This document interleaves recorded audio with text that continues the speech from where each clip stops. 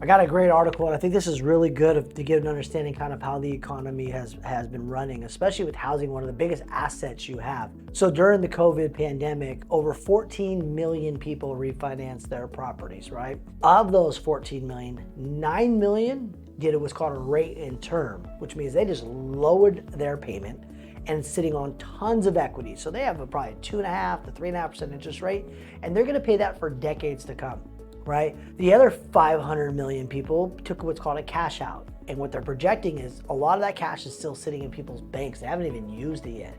And they still have equity in their properties, right? So a lot of what you're gonna see, even though Feds continue to raise rate, is consumer spending is up. People who have the money to buy what they want to buy. And as long as that's happening, they're going to continue to do that. So even though rates have turned to 7% and refinances have dropped, we don't see many of them at all anymore, right? Because who wants to take a 3% interest rate to a 7? You just go get a home equity line of credit or something along those lines, right? The reality of it is there's lots of money sitting in people's bank accounts ready to be used. And so even though inflation has made some good strides over the last couple months, the reality of it is we're in for a long haul.